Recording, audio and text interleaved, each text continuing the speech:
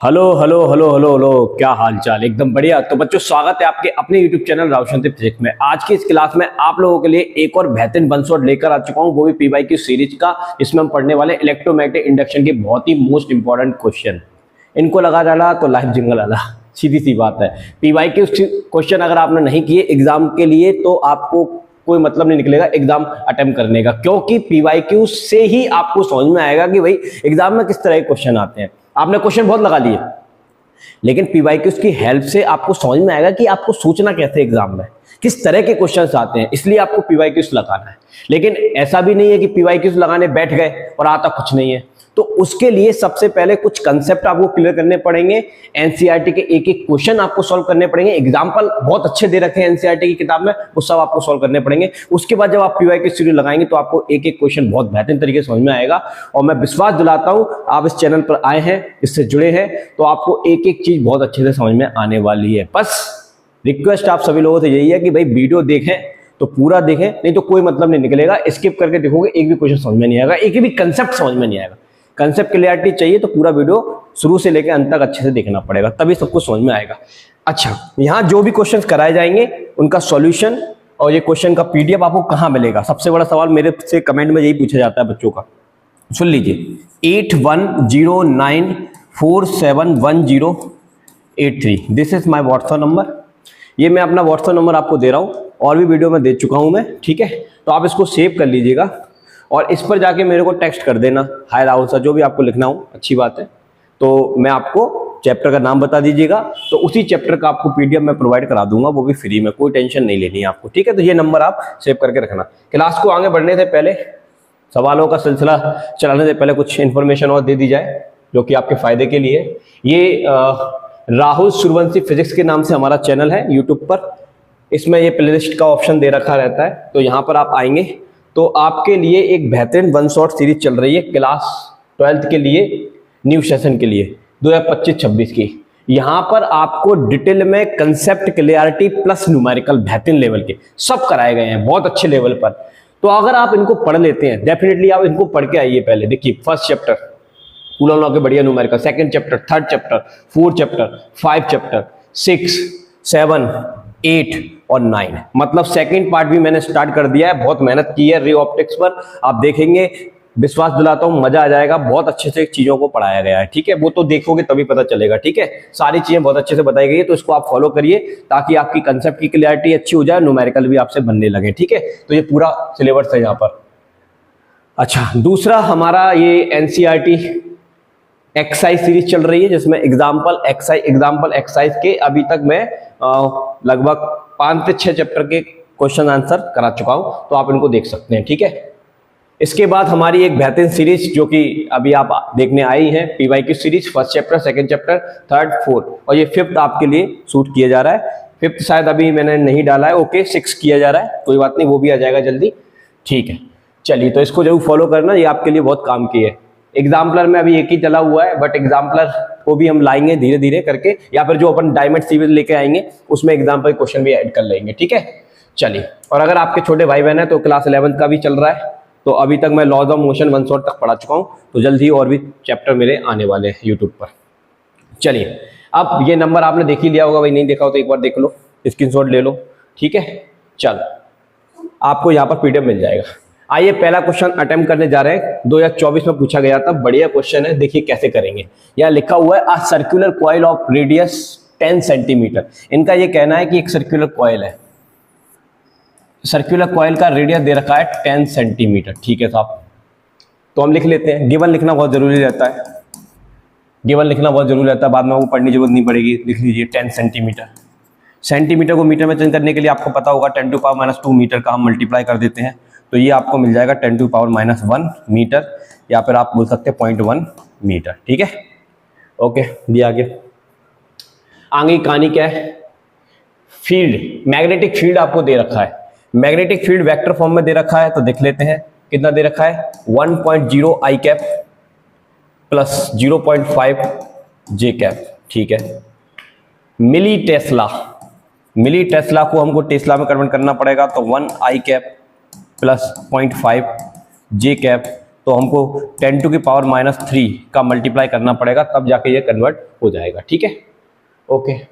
चलिए, vector normal to the surface of the coil is, मतलब इसका जो एरिया वेक्टर है वो सरफेस के परपेंडिकुलर है और उसकी वैल्यू दे रखी है इन्होंने 0.6 i cap plus 0.8 j cap.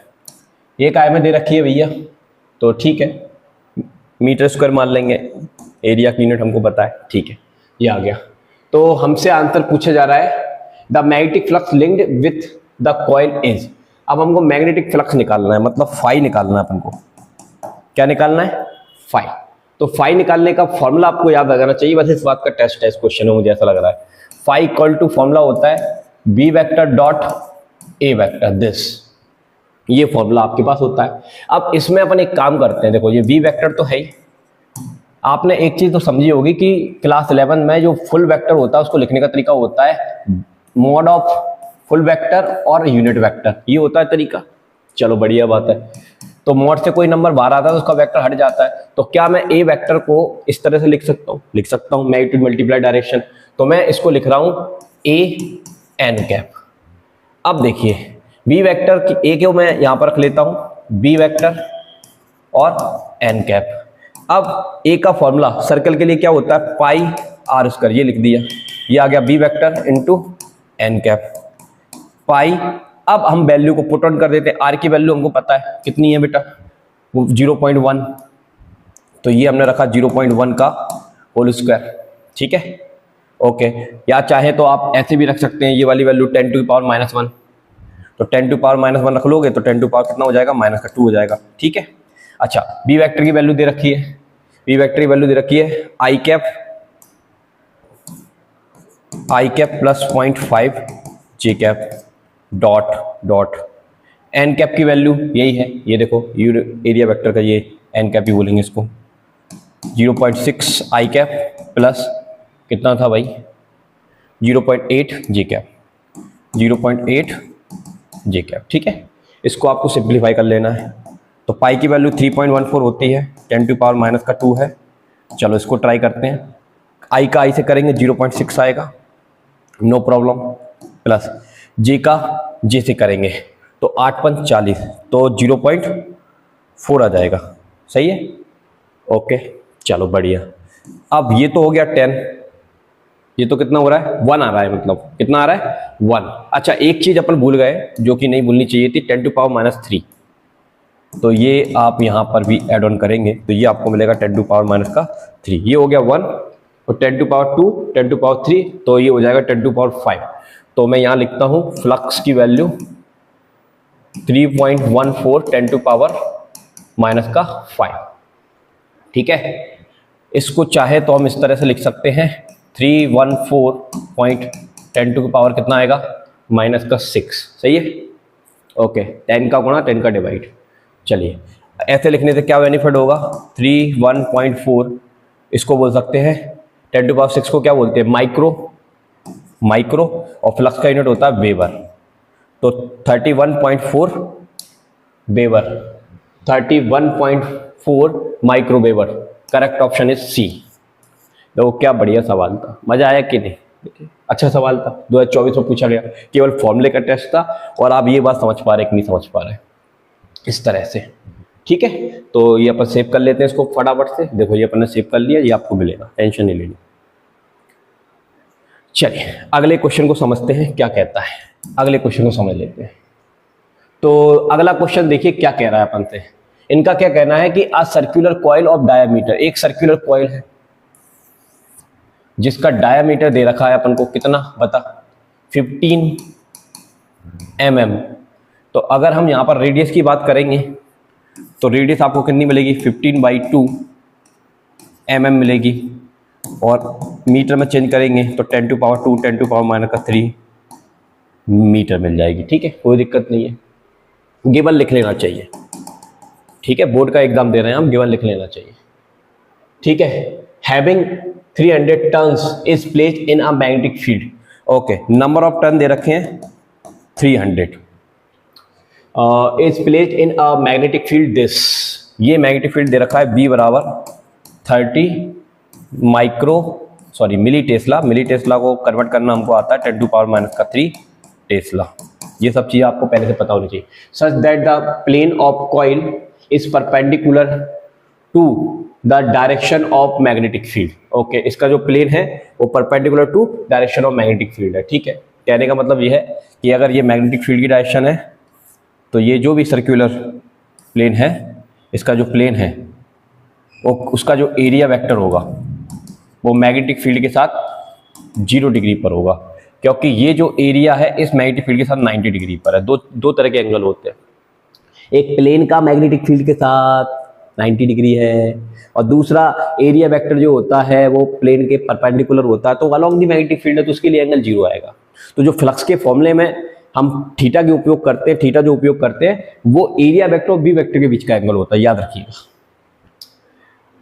ठीक है भाई, इतनी कहानी हमने कहाँ तक पढ़ ली थी, यहाँ तक पढ़ ली थी। चलो आगे लिखा है the magnetic field is reduced uniformly to 0 in 20 ms। Okay, तो ये पहला टाइम दे रखा है अपन को 20 मिली सेकेंड, मतलब 20 इंटू 10⁻⁻⁶ सेकेंड। तो इसको B1 मान लो, क्या मान लें, B1 मान लें। उसके बाद की कहानी क्या है, and again increased uniformly to this in 40 second. तो जो अगला जो मैग्नेटिक फील्ड है वो दे रखा है आपको 30 मिली टेस्ला, 30 इंटू 10⁻⁻³ टेस्ला, और टाइम दे रखा है 40 मिली सेकेंड, यानी कि 40 इंटू 10⁻⁻³ सेकेंड। ठीक है, ओके, आगे की कहानी देखते हैं। If the EMF induced in the 2 time intervals are this, पहले वाले का और दूसरे वाले का हमको रेशियो निकालना है। क्या निकालना है, रेशियो निकालना है। चलिए करते हैं, कैसे करेंगे।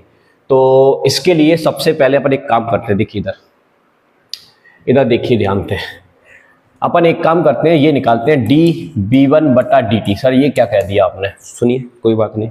देखिए यहाँ पर एक बात लिखी हुई है, क्या लिखा हुआ है यहाँ पर, कि यहाँ लिखा हुआ है कि इस place magnetic field this 30 milli tesla such that the plane of coil is perpendicular to the direction of this magnetic field, the magnetic field is reduced uniformly to this 0।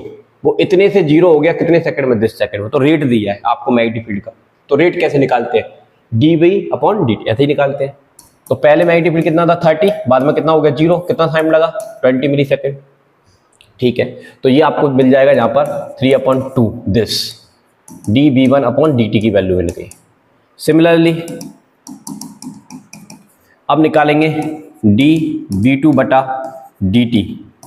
तो ये भी आपका 30 था, बाद में 0 हो गया, लेकिन कितने सेकंड में, मतलब 0 हुआ लेकिन कितने सेकंड बताओ, 40 लिखा था ना उसमें, तो 3/4 आ जाएगा। ये कितना आ जाएगा, दिस इतना। ठीक है, ओके, तो ये हमको मिल गया। इसके बाद हम जाते हैं E की तरफ। तो E निकालना, E का फॉर्मूला होता है N/dt दिस EMF इंड्यूस्ड, ये फॉर्मूला होता है हमारे पास। अब इसमें एक चीज देखिए, ये N, ये फाई का फॉर्मूला क्या होता है बताओ, तो फाई का फॉर्मूला होता है VA cos थीटा। अब ये थीटा की वैल्यू कितनी है, तो ध्यान देख, ये जो प्लेन जो है वो मैग्नेटिक फील्ड के 90 डिग्री है, तो वो एंगल नहीं देखना है। एंगल किसके बीच देखा जाता है, एरिया वेक्टर और मैग्नेटिक फील्ड। तो इस प्लेन का एरिया वेक्टर परपेंडिकुलर होगा, तो वो अलोंग दी मैग्नेटिक फील्ड आएगा, तो थीटा की वैल्यू 0 मिलेगी, बताया था अभी। तो ये 0 हो जाएगा, और cos 0 कितना होता है 1, तो आपको मिल जाएगा ND। अच्छा, B A कांस्टेंट है, बाहर निकाल देता हूँ, NB है बाहर, तो अंदर बचेगा दिस। तो अब एक टेस्टिंग ये थी कि आपको ये समझना है, दूसरी टेस्टिंग थी कि आपको फॉर्मूला बनाना आना चाहिए EMF का। बस अब आपका आंसर आ गया। देखो E1 निकालते हैं तो -AN, ठीक है, ये dB1 कितना है दिस, तो 3/2 ये आ जाएगा। E2 की बात करें तो -AN और B2 दिस 3/4 आ जाएगा। अब डिवाइड कर लीजिए आप, E1 डिवाइडेड बाय E2, तो -NA कितना था बताइए, 3/2, 3 ये रहा 2 जी रहा, मल्टीप्लाई माइनस एन ए, और कितना था इधर 3/4, तो 3 जी रहा 4 जी रहा, तो 3 से 3 गया, ये वाली क्वांटिटी ये वाली क्वांटिटी गई, 2 से ये गया 10, तो 2 E1/E2 की वैल्यू कितनी आ जाएगी 2 आ जाएगी। तो चेक कर लेते हैं कौन सा ऑप्शन हमको मिल रहा है, तो 2 इज करेक्ट आंसर। बढ़िया सवाल था, ठीक है। तो समझ में आया PYQ लगाना क्यों जरूरी है। अगर आप PYQ नहीं लगाएंगे तो आपको समझ में ही नहीं आएंगे कि किस तरह से सवाल करने। देखिए कितना बढ़िया सवाल था और क्या क्या करवाया इसने अपन से। करते हैं नेक्स्ट क्वेश्चन क्या कहता है। देखिए ये क्वेश्चन भी एक बढ़िया क्वेश्चन है, देखिए कैसे करेंगे। यहाँ लिखा हुआ है a coil of area of cross section, आपको गिवन है कॉइल का एरिया कितना 0.5 मीटर स्क्वायर, ठीक है लिख दिया। Is placed in a magnetic field acting normally to its plane, ये जो मैग्नेटिक फील्ड है वो उस प्लेन के, ये आपका प्लेन है, इसके परपेंडिकुलर मैग्नेटिक फील्ड है, तो जाहिर सी बात है एरिया वेक्टर जो होगा वो अलॉन्ग द मैग्नेटिक फील्ड होगा, यानी कि थीटा की वैल्यू 0, और परपेंडिकुलर का मतलब प्लेन जो है वो मैग्नेटिक फील्ड के 90 डिग्री पर नॉर्मल। द फील्ड वेरी, ये जो फील्ड आ रहा है ये बदल रहा है, बदलने वाला फील्ड है। बदलने वाला फील्ड मतलब कभी मैक्सिमम कभी मिनिमम इस तरह से हो सकता है, और उसकी जो वैल्यू है वो आपको एक फंक्शन के द्वारा दे रखी है 0.05 टी स्क्वायर प्लस 2t। तो जो वेरिंग इलेक्ट्रिक फील्ड है वो टाइम का फंक्शन है, टाइम डालते जा बी निकालते जा, टाइम डालते जा बी निकालते जा, ठीक है कोई दिक्कत नहीं, बदलने वाला है तो ठीक है। ऐसा भी हो सकता है या फिर दूसरे टाइप का हो सकता है। एनीवे चलिए ये दे रखा है where B in tesla, B tesla में है और टी टाइम सेकंड में, ठीक है। इंड्यूस ईएमएफ निकालना है टी = 1 सेकंड पर, 1 सेकंड पर ईएमएफ निकालना, ठीक है निकाल देंगे। तो ये बड़ा एक आसान क्वेश्चन है, इसमें ज़्यादा कुछ सोचना नहीं है क्योंकि आपको डिफरेंशिएशन करना है। ये फॉर्मूला होता है, अगर आप इसका मैग्नीट्यूड ले लेंगे तो माइनस हट जाएगा, मैग्नीट्यूड ही निकालना है यहाँ पर, तो ये ले लेंगे, ठीक है। तो d/dt। अच्छा फाई क्या है, फाई क्या है बताओ, फ्लक्स है, फ्लक्स का फॉर्मूला क्या होता है VA, ठीक है VA, और नॉर्मल है तो cos 0 आएगा और 0 की वैल्यू cos 0 की वैल्यू 1 होती है, दिया जाएगा।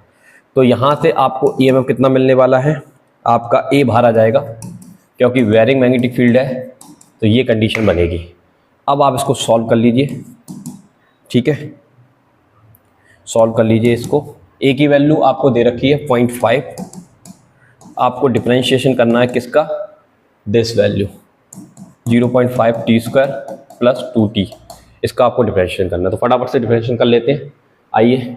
तो E बराबर 0.5 डिफरेंशिएशन करेंगे, देखिए 0.5 कांस्टेंट है बाहर आएगा, और टी स्क्वायर का डिफरेंशिएशन 2t हो जाता है, और वहाँ पर क्या लिखा था 2t का डिफरेंशिएशन क्या होता है 2 होता है।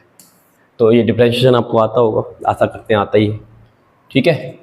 तो ये 10 मतलब ये 1 हो जाएगा, तो E बराबर 0.5 t प्लस 2 दिस, और आपको दे रखा है t की वैल्यू 1 सेकेंड है, तो E बराबर आ जाएगा 0.5 1 + 2 मतलब 3, तो ये 0.5 मल्टीप्लाई 3 आ जाएगा, पॉइंट हटेगा तो एक 0 आ जाएगा, 5 से काट लीजिए, 2 बार में चला जाएगा, तो 3/2 आएगा, 1.5 आना चाहिए इसका answer, 1.5 volt, this is our answer. चलिए 1.5 ऑप्शन में दे रखा है, दिस इज अवर आंसर। देखो बढ़िया सवाल, बढ़िया सवाल था, केवल फॉर्मूले का टेस्ट था, और एक यहाँ पर एक छोटा सा टेस्ट ये था कि आपको फाई की वैल्यू रख के कैलकुलेशन करनी थी क्योंकि एरिया दिया था आपको। चलो अच्छा सवाल था, आगे बढ़ते हैं।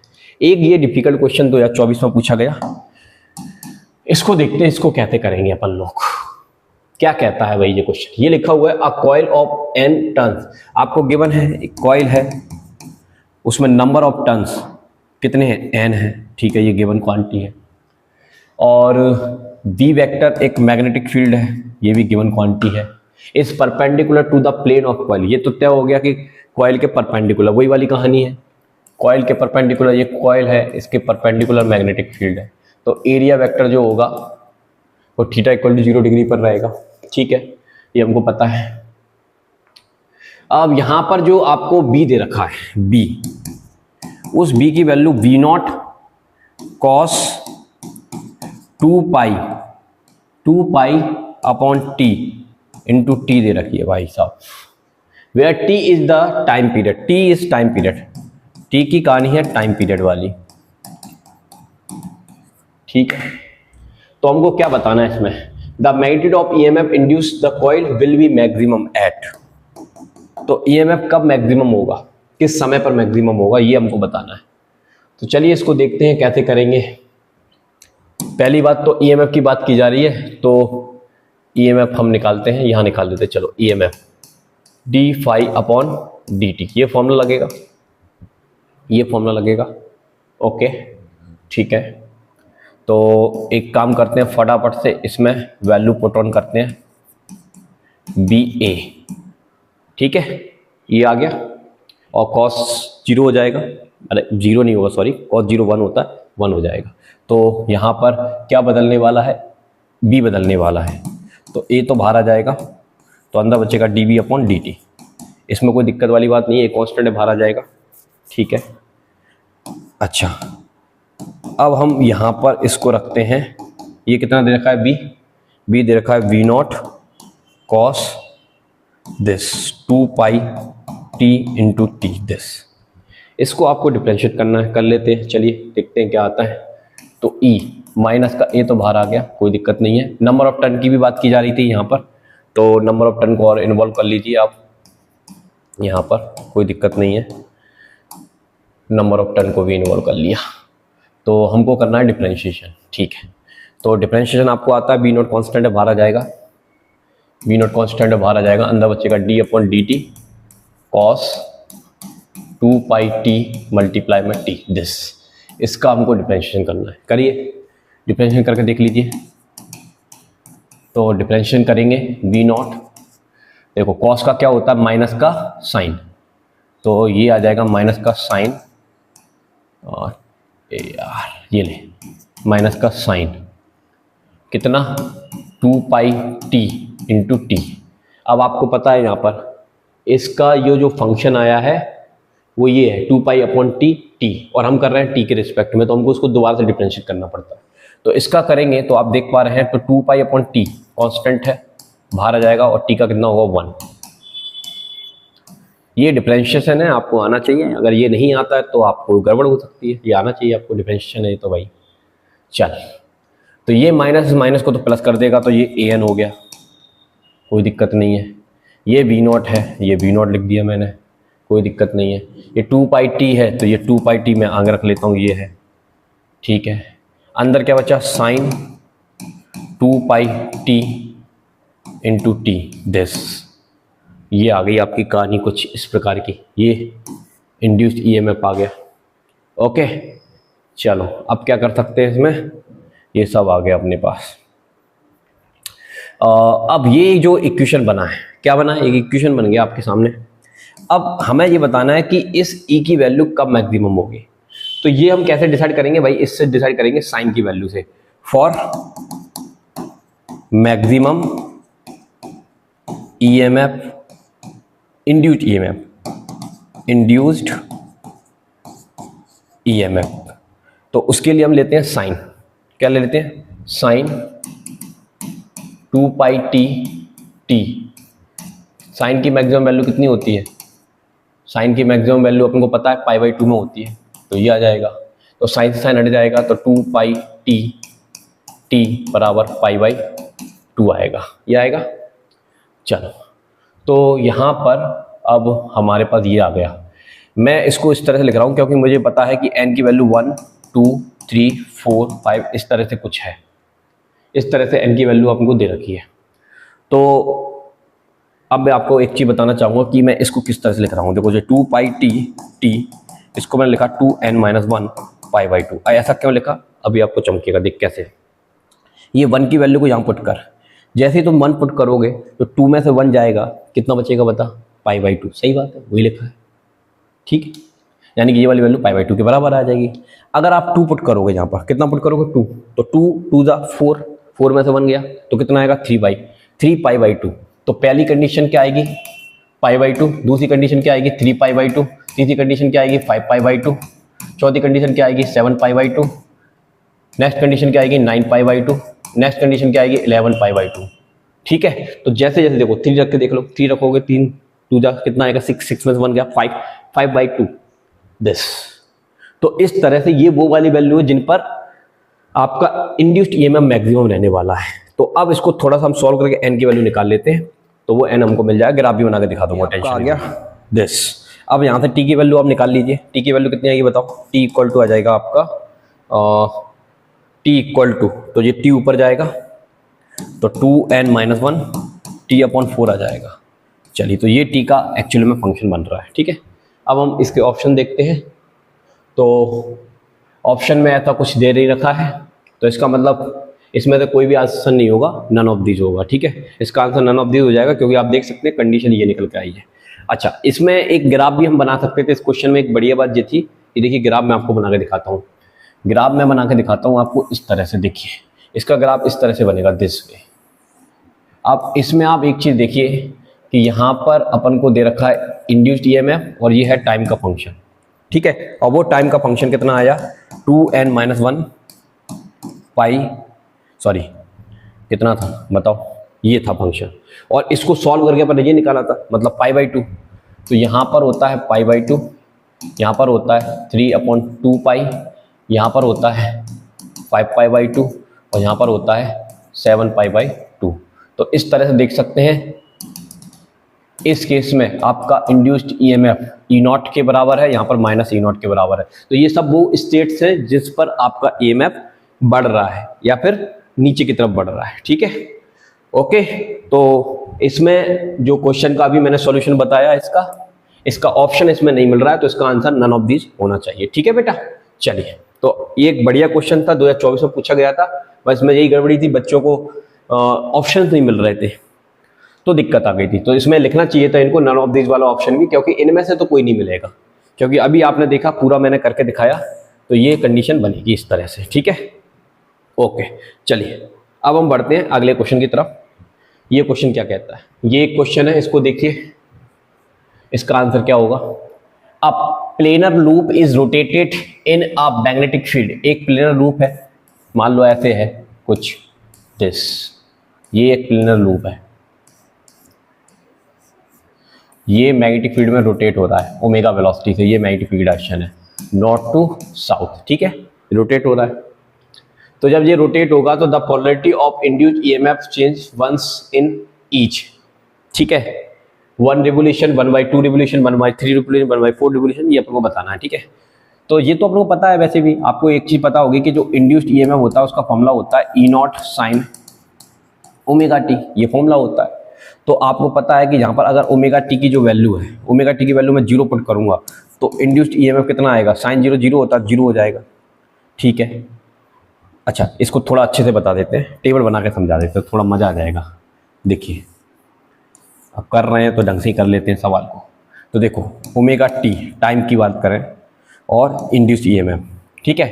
तो जब इसकी वैल्यू 0 होती है तो ये कितना आएगा, 0 आएगा, ठीक है। जब इसकी वैल्यु π/2 होती है तो ये कितना आएगा, तो ये +E0 आएगा। जब इसकी वैल्यू पाई होती है तो फिर से 0 आ जाएगा। फिर इसकी वैल्यू 3/3π/2 होती है तो ये -E0 आएगा। और लास्ट केस आपका पता ही है, जब ये 2π हो जाएगा तो ये फिर से 0 हो जाएगा। अब ये टाइम आपको इंटरवल पता ही होगा थोड़ा सा, ये टाइम होता है t=0, ये होता है आपका t/4, ये होता है t/2 आधा साइकिल, ये होता है आपका क्या बोलते हैं 3t/4 और ये होता है t, दिस, इस तरह से। ओके, तो जब टाइम 0 होता है तो ओमेगा टी की वैल्यू 0, मतलब ईएमएफ 0। जब टाइम t/4 होता है तो π/2 मतलब E0 के बराबर आएगा। और जैसे ही टाइम t/2 होता है, आधा टाइम हुआ, तो पाई होती है, ओमेगा टी की वैल्यू 0 हो जाता है। उसके बाद आधे टाइम के बाद दिस, ये कंडीशन आती है। तो आप देख सकते हैं कि जो साइकिल है हमारा दिस, इस तरह का साइकिल बनता है। तो ये π/2 पर +E0 है, और जैसे ही पाई आता है उसके बाद इसकी डायरेक्शन चेंज हो जाती है -E0। तो ये हाफ रेवोल्यूशन के बाद अपनी डायरेक्शन को चेंज करेगा, तो इसका आंसर बी हो जाएगा। बस थोड़ा सा फील कराने के लिए बता दिया, आंसर 1/2 है। आइए, ये क्वेश्चन क्या कहता है, 100 turn coil of radius this. आपका गिवन है यहाँ पर नंबर ऑफ टन, 100 टन है उसमें, 100 टन्स, ठीक है। और उसका रेडियस दे रखा है कितना, उसका रेडियस दे रखा है अपन को R1 मान लेता हूँ क्योंकि जहाँ पर 2 रेडियस है 1.6 सेंटीमीटर, तो 1.6 इंटू 10 टू पावर माइनस का 2 मीटर। ठीक है, यहाँ तक पढ़ लिया। एंड रेजिस्टेंस भी दे रखा है अपन को 5, तो रेजिस्टेंस दे रखा है 5 ohm. Is coaxial with a solenoid this, coaxial solenoid मतलब एक ही एक्सिस वाले 2 सोलेनॉइड है, इसमें से एक का नंबर ऑफ टर्न्स n दिया है, स्मॉल n। क्यों स्मॉल n है? क्योंकि देखिए यहाँ पर लिखा हुआ है, देखिए 250 टन पर सेंटीमीटर, तो जो स्मॉल n की वैल्यू, स्मॉल n का फॉर्मूला होता है n/l, ये होता है फॉर्मूला। तो n की वैल्यू दे रखी है 250 टन पर सेंटीमीटर, तो सेंटीमीटर को मीटर में चेंज कर लेंगे तो -2, तो ये आ जाएगा टर्न पर मीटर हो जाएगा। ठीक है, कोई दिक्कत नहीं। आगे क्या लिखा है? एंड रेडियस दिस, जो सोलेनॉइड है कोएक्सियल, उसका रेडियस दे रखा है R2 बराबर, जो उसके ऊपर लपेटा गया है उसका रेडियस दे रखा है 1.8 सेंटीमीटर, तो ये हमारे हिसाब से 1.8 इंटू 10 टू पावर माइनस का 2 मीटर आ जाएगा। ठीक है। The solenoid current drop from this, solenoid में जो करंट फ्लो कराई है वो ड्रॉप करता है कितना? This ampere to this ampere. तो करंट का जो ड्रॉप हुआ है DI बोल देते हैं इसको, तो वो हुआ है 1.5 एम्पियर से 0 एम्पियर। ठीक है, कितने सेकंड में? DT दे रखा है 25 मिली सेकेंड, तो मिली सेकेंड को सेकेंड में चेंज करना पड़ेगा, तो 10 टू पावर कितना आ जाएगा? 3 सेकेंड। ठीक है, ओके, ये आ जाएगा। अब इसके बाद यहाँ पर क्या लिखा हुआ है? Calculate the current induce in the coil in this duration, तो इस ड्यूरेशन में करंट का इंड्यूस करंट निकालनी है। इंड्यूस करंट कितनी आएगी? अब ये कैसे करेंगे, ये पंगा है यहाँ पर। तो इसके लिए सबसे पहले तो अपन एक फॉर्मूला जानते हैं, E बराबर क्या होता है? माइनस का d∅/dt, ये फॉर्मूला जानते हैं। अब फाई अपन जानते हैं क्या होता है, फाई बताओ। B, अच्छा नंबर ऑफ टर्न की भी बात कही गई है, तो N भी मैं ले लेता हूं, तो इसको ऐसे लिख लेता हूं दिस।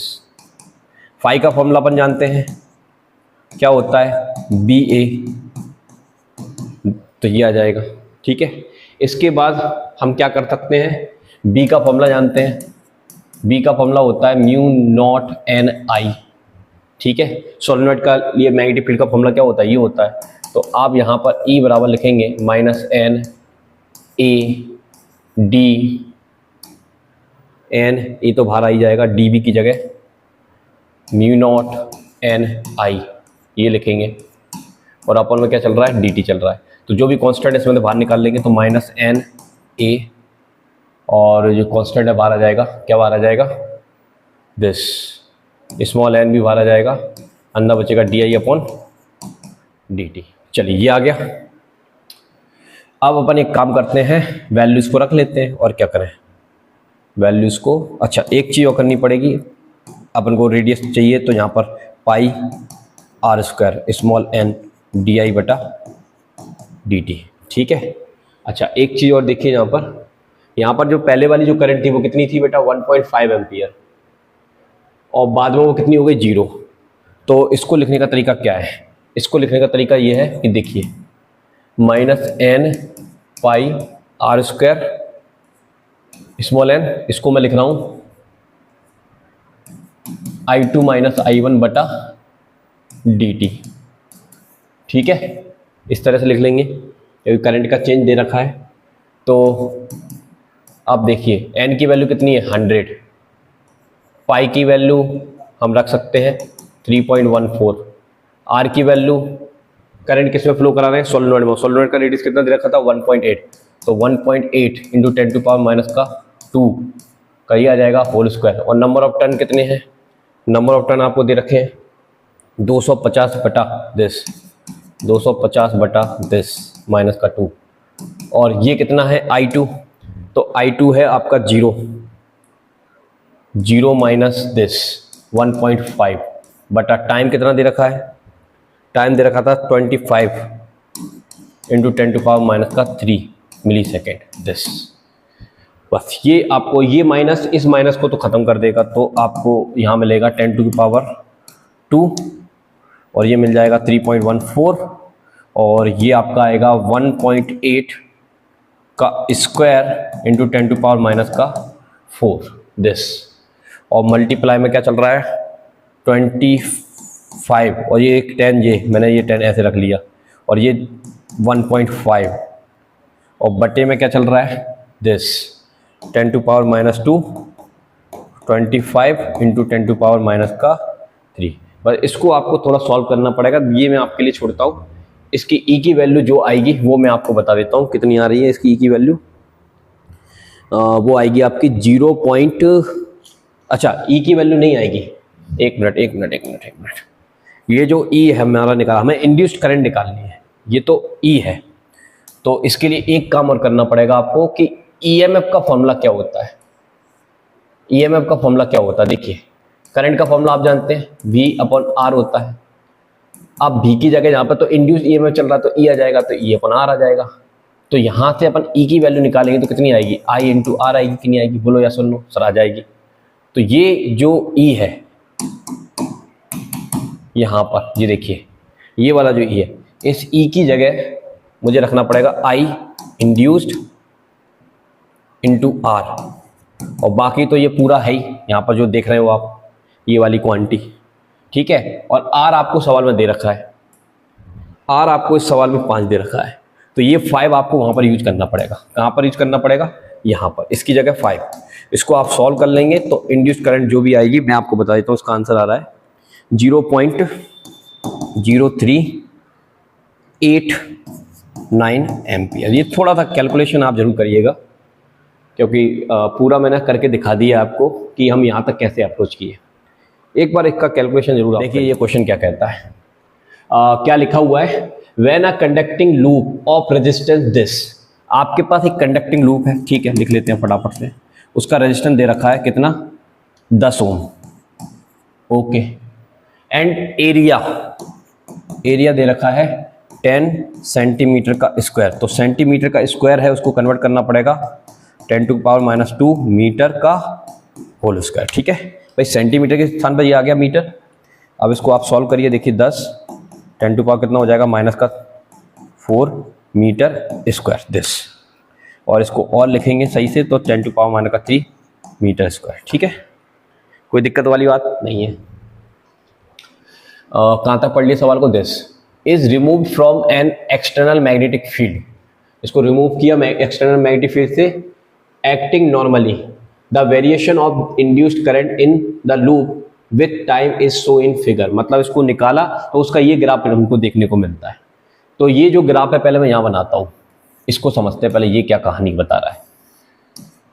तो यहाँ पर करंट की बात की जा रही है, करंट इन एम्पियर, ओके। और उसका टाइम के साथ ग्राफ दे रखा है, time t in second, okay.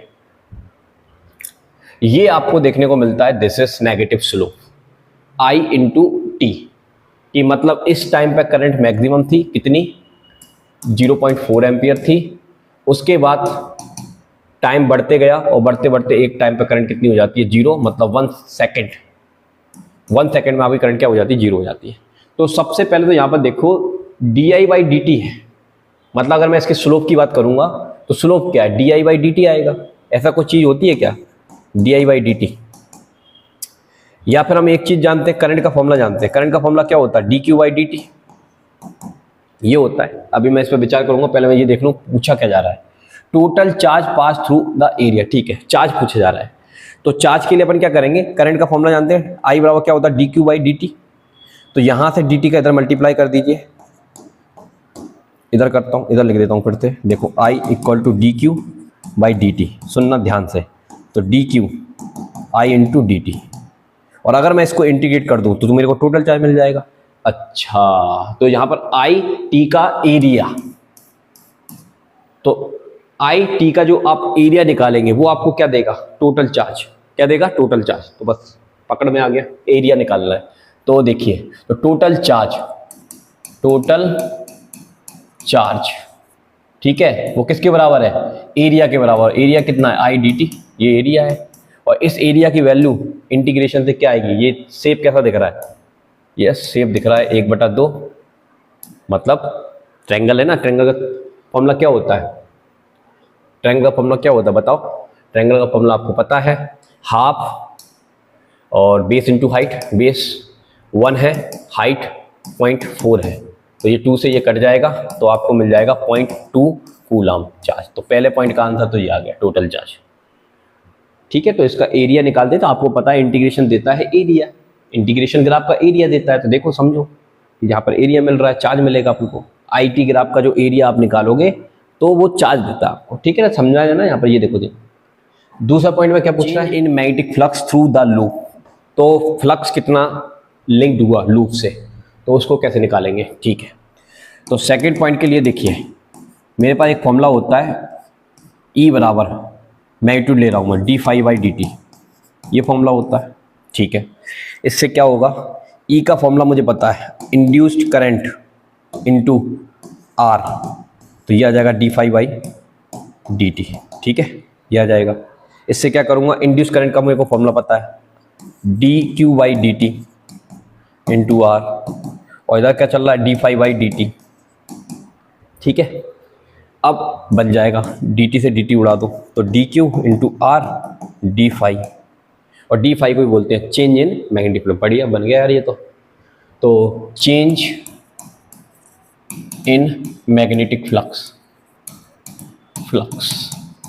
बराबर कितना है, वो आपके पास dq इंटू R, dq की वैल्यू 0.2 और R की वैल्यू 10 है, तो पॉइंट हटेगा तो ये 10 आ जाएगा, तो 10 से 10 मर जाएगा तो 2 आ जाएगा। ये कितना आ जाएगा, 2।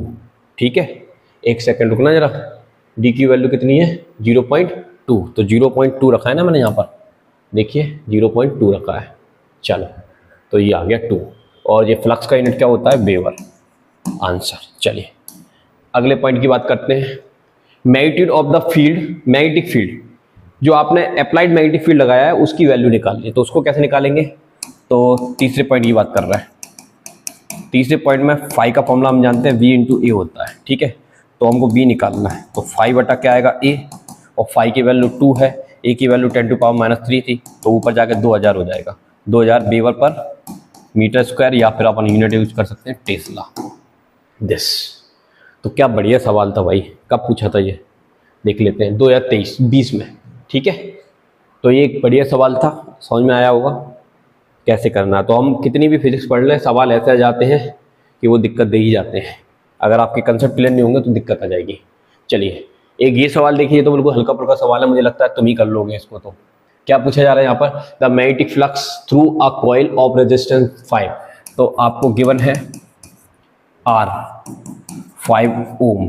ठीक है, इंक्रीज विथ एस दिस, ये जो अच्छा, the magnetic flux through a coil this increases with time this, ये जो फ्लक्स है वो चेंज हो रहा है टाइम के साथ, उसकी कंडीशन दी है 2.0 T⁻3, 5.0 T⁻2 और प्लस 6.0 T।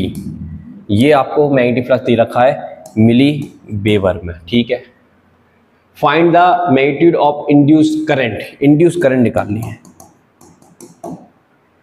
कितने टाइम पर निकालनी है, 2 सेकेंड पर बतानी है, कर लेंगे। देखो मैं आपको बता देता हूँ, आप कर लेना इसका आंसर।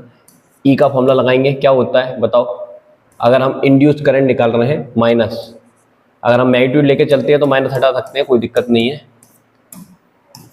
तो d∅/dt आएगा, और I का फॉर्मूला होता है इंड्यूस्ड करंट मल्टीप्लाई R, और ये आ जाएगा d/dt, फाई की वैल्यू ये रखी है 2t³ plus 5t² plus 6t।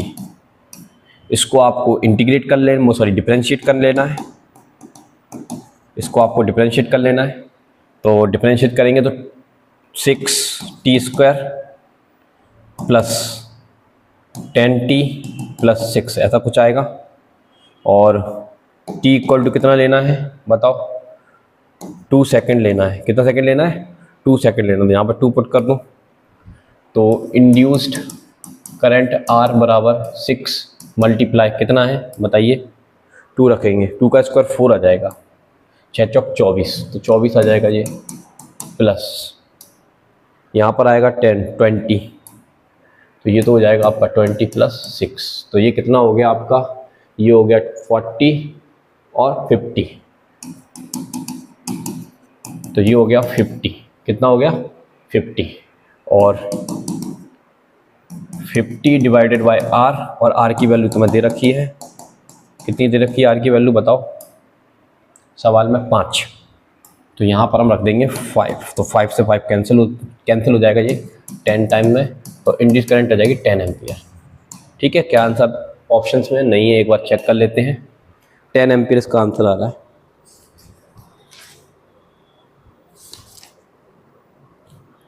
Okay, 10 ampere is correct answer. ठीक है, चलिए, तो ये बिल्कुल सही आंसर आ गए हैं। असंसन रीजन है, क्या कहता है समझते हैं।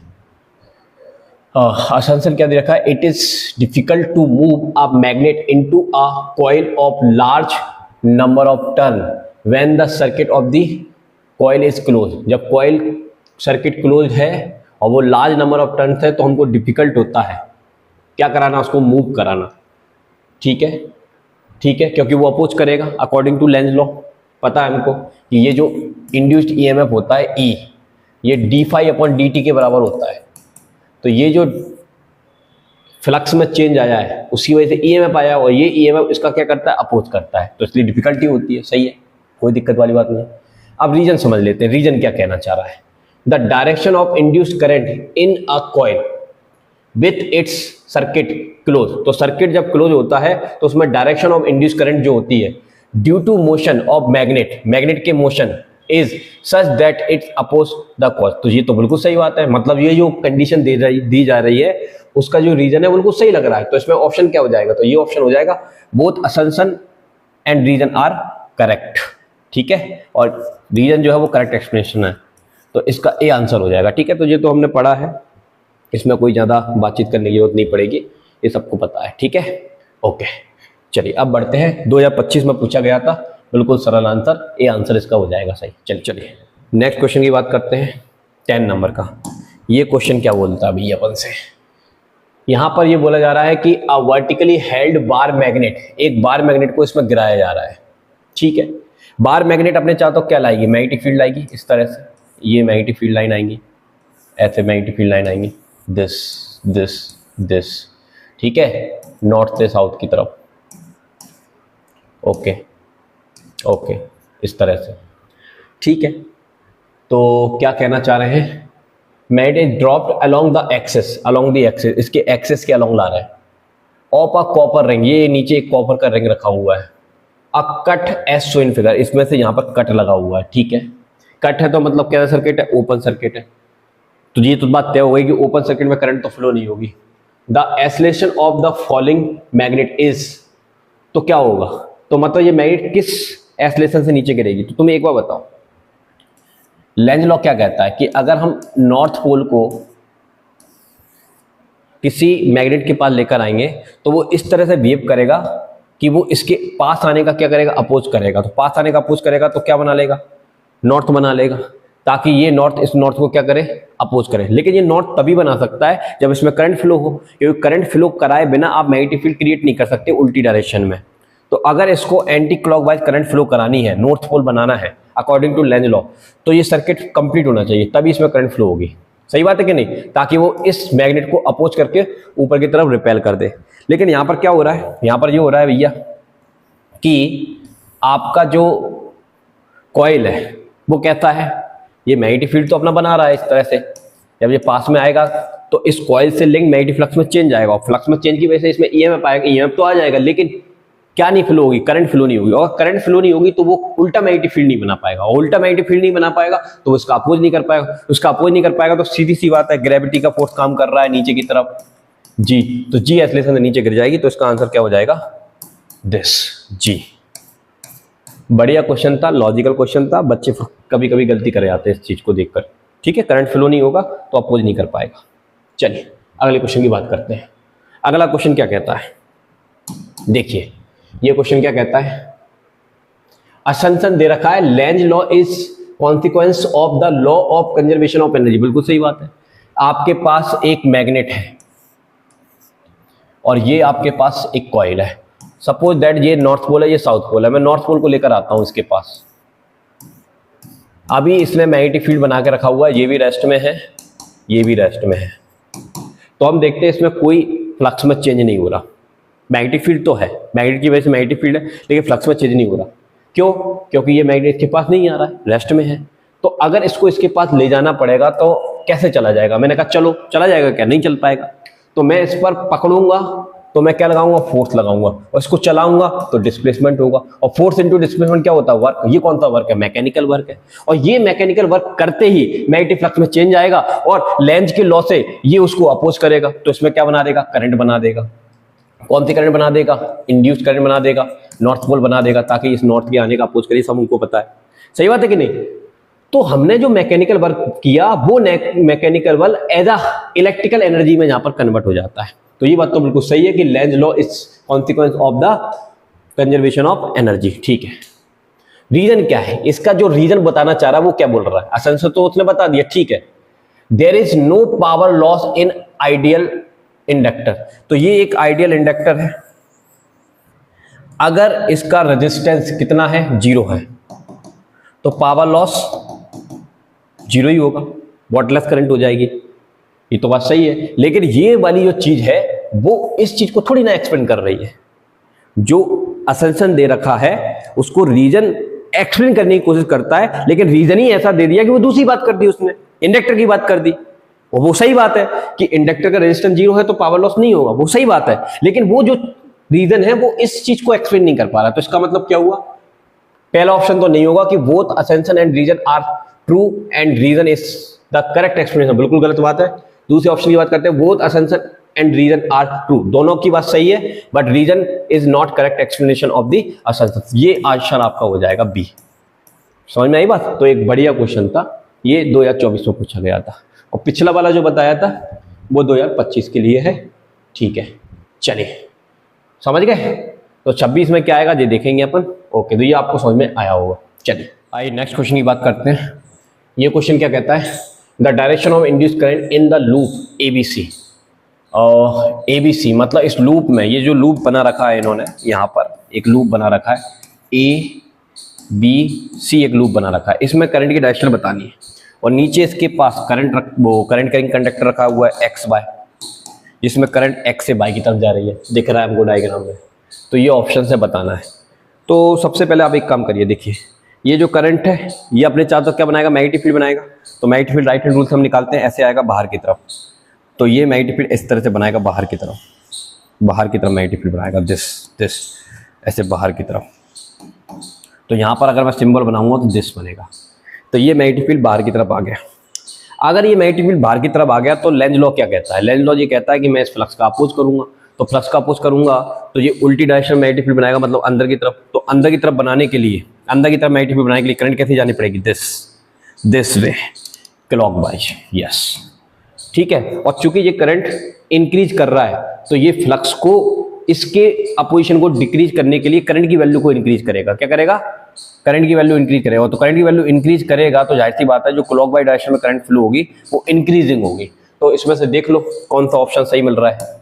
तो अलॉन्ग डिक्रीजिंग ये गलत हो जाएगा, ये ए सी बी ये तो गलत ही हो गया, क्योंकि क्लॉकवाइज क्या है? क्लॉकवाइज तो ऐसे है ना, ए से बी, बी से सी। ठीक है, ये गलत हो गया। ये कांस्टेंट बताया, कांस्टेंट नहीं है। D option is correct. Along ए से बी और बी से सी, ठीक है, और इंक्रीज भी हो रहा है, क्योंकि इस फ्लक्स को अगर डिक्रीज करना है तो उसको अपना फ्लक्स बढ़ाना पड़ेगा, मतलब करंट को बढ़ाना पड़ेगा। तो क्लॉकवाइज डायरेक्शन में करंट इंक्रीज होगी, ये तो बात आपको समझ में आई होगी, वो बढ़ेगी और ताकि इसकी फ्लक्स को घटा सके। ये बात करते हैं। ये क्वेश्चन क्या कहता है? Predict the polarity of the capacitor in the situation describe below. ठीक है, देखिए यहां पर एक मैग्नेट नॉर्थ पोल लेकर आ रहा है, दूसरे बार मैग्नेट का साउथ पोल लेकर आ रहा है, और कैपेसिटर में हमको प्लेट ए और बी का बताना है कैसा साइन आएगा, पॉजिटिव कौन होगा, नेगेटिव कौन सी होगा, मतलब कौन सी प्लेट पॉजिटिव कौन सी प्लेट नेगेटिव, कैसे बताएंगे? बढ़िया क्वेश्चन है। लेंज लॉ लगेगा। लेंज लॉ क्या कहता है? लेंज लॉ ये कहता है कि तेरे आने का मैं अपोज करूंगा, तेरे आने का मैं अपोज करूंगा। इतनी नफरत करता है तू मुझसे कि मेरा अपोज करे? यस करूंगा, मैं नफरत के लिए बना हूं, मैं नफरत के लिए बनाऊं, इसलिए मैं तेरा अपोज करूंगा। तो वो ये कहता है कि अगर तू नॉर्थ को लेकर आएगा तो मैं नॉर्थ को अपोज करूंगा, तो मैं अपने सरफेस को नॉर्थ बना लूंगा। तू मुझसे दूर जाएगी तो मैं तेरा जाने का भी अपोज करूंगा, मैं तुझे पास बुला लूंगा। तू यार कैसा प्यार है तेरा यार, बेवफा है तू तो यार, कभी प्यार करता है कभी नहीं करता है। ये कुछ इस तरह का है लेंज लॉ। तो तुम पास आओगे तो अपोज करूंगा, नहीं आने दूंगा पास, दूर जाओगे तो दूर भी नहीं जाने दूंगा। एक भाई कैसा लेंज लो है, ठीक है। तो समझने की बात करिए, फीलिंग की बात करिए, फीलिंग को छोड़िए। इधर देखिए ये प्लेट है, इसके पास प्लेट लेकर आओगे तो ये नॉर्थ लेकर आओगे तो नॉर्थ बनाएगा ताकि उस नॉर्थ को आने का अपोज कर सके, ठीक है। और जहां से साउथ लेकर आओगे तो ये साउथ बनाएगा ताकि साउथ के आने का अपोज कर सके। तो अब ध्यान देखना, according to Lenz law north pole लेकर आएगा तो ये यहाँ पर नॉर्थ पोल बना देगा। अच्छा दूसरे से ले लेता हूँ, यहाँ पर ये नॉर्थ पोल बना लेगा। यहाँ से साउथ लेकर आ रहा हूँ तो यहाँ पर ये साउथ पोल बना लेगा। इतनी बात समझ में आ गई, ठीक है। तो मैग्नेटिक फील्ड डायरेक्शन कैसी होगी, दिस वे। ऐसे मैग्नेटिक फील्ड निकलेगा, नॉर्थ से साउथ में घुसेगा। ऐसे मैग्नेटिक फील्ड निकलेगा, नॉर्थ से साउथ में घुसेगा, राइट, इस तरह से, ठीक है। तो अगर ऐसे मैग्नेटिक फील्ड है तो करंट ऐसे जाएगा, दिस वे, ऐसे क्लॉकवाइज। और क्लॉकवाइज जाएगा तो यहाँ से करंट चल रही है तो ये पॉजिटिव है, यहाँ पर करंट घुस रही है तो ये नेगेटिव है। तो यानी कि प्लेट ए पॉजिटिव आ जाएगी और प्लेट बी कैसी आ जाएगी, नेगेटिव आ जाएगी। बढ़िया क्वेश्चन था बेटा, समझ में आया होगा, ठीक है ना। तो नॉर्थ लाएंगे तो जो नॉर्थ फेस बनाएगा, मतलब जो लेफ्ट फेस है वो नॉर्थ दिखेगा और जो राइट फेस है वो कैसा दिखेगा आपको, साउथ दिखेगा। तो करंट मैग्नेटिक फील्ड ऐसे आएगा तो करंट की डायरेक्शन क्लॉकवाइज आएगी, तो ये पॉजिटिव बन जाएगा, ये नेगेटिव। जहां से करंट चलती है उसको पॉजिटिव लोकेशन बोलते हो, यहाँ करंट घुसती है उसको नेगेटिव बोलते हैं, सीधी सी बात है। चलिए ये तो आपको पता ही होगा ना। देखो बैटरी में यहाँ से करंट चलना स्टार्ट हो रही है तो जो पॉजिटिव है यहाँ पर इंटर कर रही है तो ये नेगेटिव है। तो अब यदि बैटरी में यहाँ पर कैपेसिटर लगाएगा भाई तो ये करंट यहाँ से इंटर कर रही है तो ये पॉजिटिव बनेगा, यहाँ से निकल रही है तो ये नेगेटिव बनेगा। इसलिए ए प्लेट कैसी है, पॉजिटिव, बी प्लेट कैसी है, नेगेटिव है। समझ में आ गया होगा। चलिए ये भी उसी जैसा क्वेश्चन है, इसमें देखिए क्या होने वाला है। Bar magnet is moved in the direction indicate by the arrow between two coils this P से Q एंड C से D। Predict the direction of the induced current in each coil. इसको इधर लेकर जा रहे हैं। तो तुम एक बार बताओ, ये जो सोलेनॉइड है या जो भी चीज़ है, इंडक्टर है, जो भी है, तो ये नॉर्थ पोल इधर जा रहा है। तो लेंज लॉ क्या कहता है, मैं तेरा आने का भी अपोज करूंगा, मैं तेरे जाने का भी अपोज करूंगा। तो नॉर्थ इधर जा रहा है तो जाहिर सी बात है इसका अपोज वो तभी कर सकता है जब यहाँ पर कौन सा पोल बना ले, साउथ पोल बना ले। सही बात है, ठीक है। यहाँ पर क्या आ रहा है, साउथ पोल आ रहा है तो ये कहता है मैं साउथ का अपोज करूंगा। तू क्यों आ रहा है, तो तभी अपोज कर सकता है यहाँ पर साउथ पोल बना ले। तो जाहिर सी बात है करंट कैसे जाएगी, दिस वे, ऐसे जाएगी ना, दिस वे, ठीक है।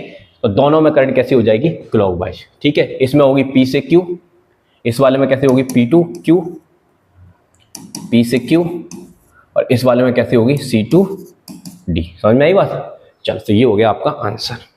सेव कर लेते हैं, एक क्वेश्चन की बात करते हैं। अगला क्वेश्चन क्या कहता है, देखो ये भी लेंज लॉ से रिलेटेड क्वेश्चन है, 2017 में पूछा गया। क्या बोलता है, what is the direction of induced current in metal ring 1 और 2 में रिंग डायरेक्शन बतानी है करंट की। Current I the wire in increasing, इसमें करंट इंक्रीज हो रही। तो देखो ये मैग्नेटिक फील्ड कहाँ बनेगा, ये वायर में करंट ऐसे जा रही है तो मैग्नेटिक फील्ड बाहर की तरफ बनेगा। एक मिनट, ये बाहर की तरफ मैग्नेटिक बनेगा दिस। अगर बाहर की तरफ मैग्नेटिक फील्ड बनेगा, बाहर की तरफ मैग्नेटिक फील्ड बनेगा तो ये उसको अपोज करेगा। तो इसको अंदर की तरफ मैग्नेटिक फील्ड बनाने के लिए क्या करना पड़ेगा, ऐसे करंट फ्लो करानी पड़ेगी एंटी क्लॉकवाइज दिस। तो इसमें करंट फ्लो होगी anti clockwise, sorry anti clockwise नहीं, क्लॉकवाइज। देखिए ना आप, क्लॉकवाइज डायरेक्शन घड़ी की दिशा में, तो ये तो आ जाएगी क्लॉकवाइज, ठीक है। अब इसकी बात करते हैं भैया, इसकी बात करते हैं। ये अंदर की तरफ मैग्नेटिक फील्ड है, अंदर की तरफ मैग्नेटिक फील्ड है तो क्रॉस आएगा। अगर अंदर की तरफ मैग्नेटिक फील्ड है तो क्रॉस आएगा, तो क्रॉस आएगा तो बाहर की तरफ मैग्नेटिक फील्ड बनाना पड़ेगी। तो इसकी डायरेक्शन कैसी होगी, क्लॉकवाइज। तो इसमें जाएगी करंट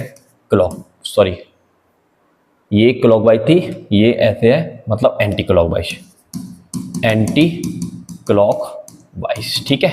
तो नीचे वाली रिंग में आपको डायरेक्शन लिखनी है एंटी क्लॉकवाइज और ऊपर वाली रिंग में डायरेक्शन क्या लिखनी है, क्लॉकवाइज। देखना भाई ध्यान से, पहले अपन को राइट हैंड रूल लगाना है, मैग्नेटिक फील्ड का पता लगाना है। देखो मैग्नेटिक फील्ड बाहर की तरफ आया, मैग्नेटिक फील्ड का बाहर की तरफ आ गया, मतलब मैग्नेटिक फील्ड यहाँ पे बाहर की तरफ है।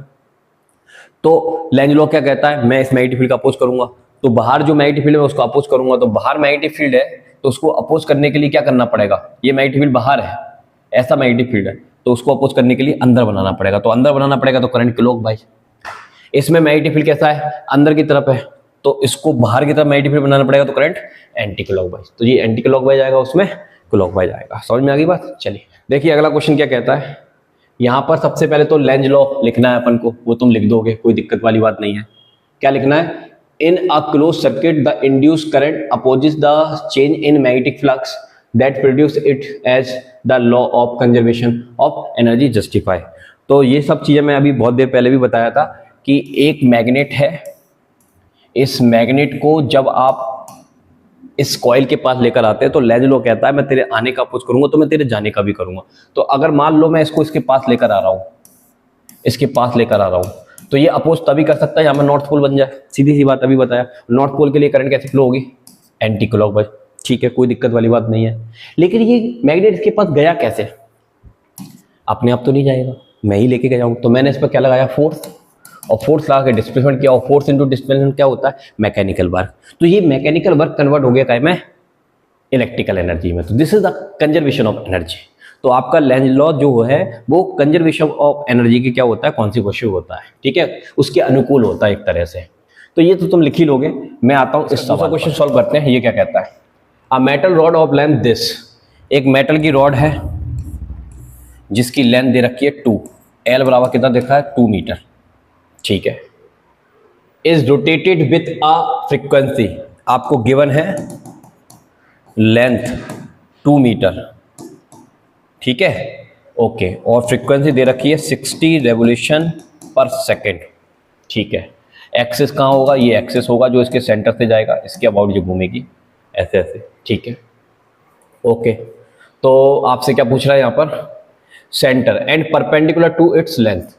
यहाँ लिखा हुआ है कि about an axis passing through its centre, axis centre से जाता है और परपेंडिकुलर है इसकी लेंथ के। ठीक है, कोई दिक्कत नहीं है।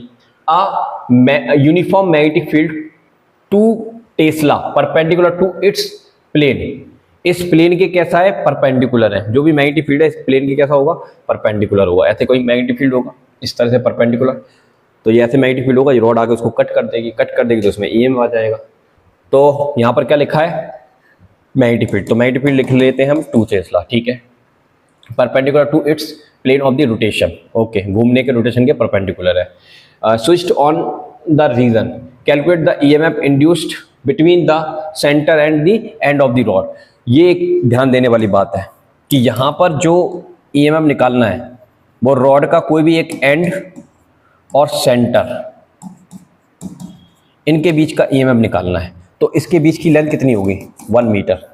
ठीक है ना, कितनी होगी, 1 मीटर। बस यहाँ पर यही सोचने वाली बात थी, नहीं तो दिक्कत आ जाती। क्यों, बताता हूँ। ईएमएफ निकालने का फॉर्मूला हमको पता है, रोटेशन के कारण ईएमएफ जो होता है वो 1/2 BL² ओमेगा, ये फॉर्मूला होता है, ये हमको याद हो। तो बी की वैल्यू कितनी है 2, एल की वैल्यू कितनी रखते बच्चे, 2 रख देते, तो गलत हो जाता। हमें 1 रखनी है। कितनी रखनी है, 1। क्यों रखनी है 1, क्योंकि सेंटर से किसी भी एक एंड तक का डिस्टेंस 1 मीटर है। ओमेगा की वैल्यू 2 पाई न्यू है। ठीक है, ये 2 से 2 मर गया, तो ये 2 पाई, और न्यू की वैल्यू कितनी है 60, तो यानी कि आपका आ जाएगा 120। ठीक है, पाई, और पाई की वैल्यू रख के जो भी इसका आंसर है वो निकाल सकते हैं, volt. This is our answer. Clear है। तो एक बढ़िया क्वेश्चन था, समझ में आया होगा। तो पहला थ्योरिकल क्वेश्चन था, दूसरा न्यूमेरिकल वैल्यू वाला क्वेश्न था। आ गया समझ में। अगला क्वेश्चन देखते हैं। अगला क्वेश्चन क्या कह रहा है, 2 long solenoid of radius R1, 2 long solenoid है, एक का रेडियस कितना है R1 एंड दूसरे का R2, और R2 ज्यादा है, R2 ज्यादा है किससे, R1 से। R1 इसके अंदर होगा। ठीक है, ओके, कोएक्सियल है तो मतलब दोनों के एक ही एक्सिस है, तो R2 ज्यादा है किससे, R1 से। ठीक है, एक बढ़िया क्वेश्चन है 2025 में। 2 long solenoid of radius R1 and R2 and number of turn per unit length N1 and N2। तो पहले के नंबर ऑफ टर्न है N1, दूसरे के नंबर ऑफ टर्न है N2 रिस्पेक्टिवली, आर कोएक्सियली। ठीक है, रेपेट 1 over the other, the ratio of self inductance of inner solenoid of their mutual inductance. ठीक है, का फॉर्मूला क्या होता है, एल बराबर होता है mu naught N square AL। L क्या है, सेल्फ इंडक्टेंस, और एम का फॉर्मूला क्या होता है, M equal to mu naught N1 N2 AL, ये फॉर्मूला होता है। ठीक है, ओके, तो यहाँ से अपन क्या कर सकते हैं, L1 की वैल्यू निकालो, पहले कॉइल के इंडक्टेंस सेल्फ इंडक्टेंस की वैल्यू निकालो, तो कितनी आएगी, म्यू नॉट N1 का स्क्वायर A पाई R1 का स्क्वायर, ए का फॉर्मूला दिया जाएगा कुछ, यहाँ पर क्या कर सकते हैं, m mu naught n1 n2, ये कौन सा एरिया है, इसमें इनर एरिया लेते हैं, इनर एरिया, तो पाई r1 स्क्वायर l ये आएगा।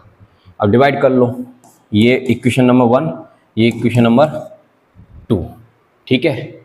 तो हमें एरिया किसका रेशियो चाहिए, the ratio of self inductance L1 बटा L2 कर लेते हैं। चलो L1 बटा m, तो L1 की वैल्यू कितनी है बताओ, L1 की वैल्यू ये देखिए, mu naught n square pi r1 square l बटा म्यू नॉट n1 n2 पाई r1 स्क्वायर l, कुछ कट रहा है, देखो म्यू नॉट से म्यू नॉट गया, ठीक है, म्यू नॉट से म्यू नॉट गया, ये n1 था, तो एक n1 से ये मरेगा n1, ठीक है, ये पूरा चला गया ख़त्म, तो हमको यहाँ पर मिल जाएगा, ऊपर तो मिलेगा n1 और नीचे मिलेगा n2, तो L1 बटा m, n1 बटा n2 आ रहा है इसका रेशियो, n1 बटा n2 पहले ऑप्शन में मिल गया। चलिए, तो फर्स्ट ऑप्शन इज करेक्ट, ठीक है। तो यहाँ पर एक तो ये फॉर्मूला आपको याद आ जाना चाहिए, दूसरा ये फॉर्मूला आपको याद आ जाना चाहिए, ठीक है। तीसरी चीज़ क्या है कि यहाँ पर जो एरिया है वो आपको इनर कॉइल का लेना होता है, ठीक है, इनर कॉइल का, तो यहाँ पर इनर कॉइल का एरिया लेना होता है और आप डिवाइड कर दीजिए रेशियो के अकॉर्डिंग, तो ये निकल आएगा। बढ़िया सवाल था। चलिए, एक अगला क्वेश्चन देखिए, ग्राफ का क्वेश्चन आया। इस ग्राफ के क्वेश्चन में क्या कह रहा है समझ लेते हैं। देखिए, the alternating current I in an inductor is observed to vary with time t. So the graph for a cycle this IT, ठीक है। IT ग्राफ का जो स्लोप होता है वो क्या देता है अपन को, सबसे पहले तो ये चीज सोचो। देखो, हमें पता है E का फॉर्मूला क्या होता है, minus d phi upon d t.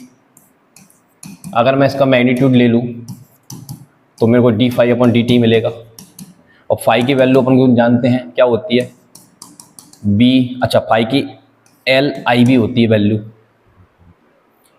ये वाली वैल्यू होती है, तो इसको ज़रा यहाँ रखना, तो डी एल आई बटा डी टी ये आएगा, तो एल को मैं नीचे भेज देता हूँ, तो डी आई बटा क्या आएगा, डी टी आएगा।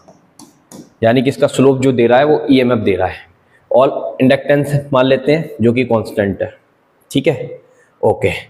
तो ई दे रहा है, यानी कि इसका स्लोप क्या दे रहा है, ई एम एफ दे रहा है।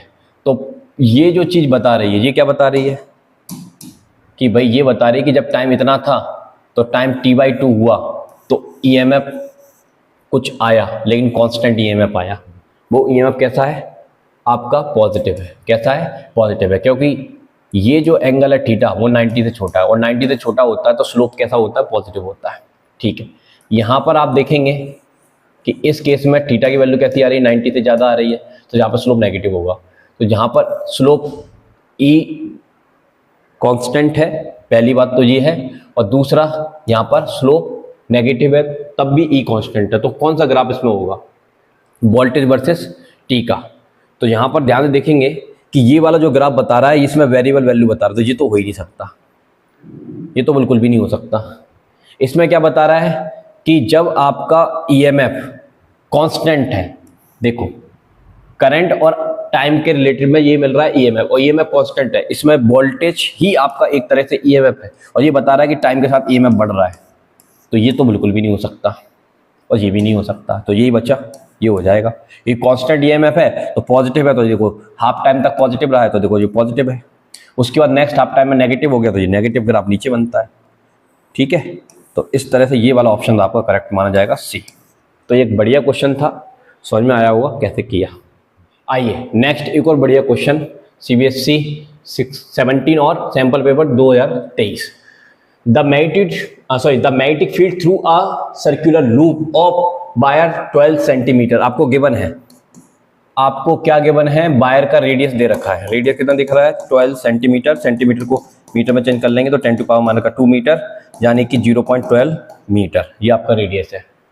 और रेजिस्टेंस भी दे रखा है इन्होंने, R बराबर 8.5 ओम।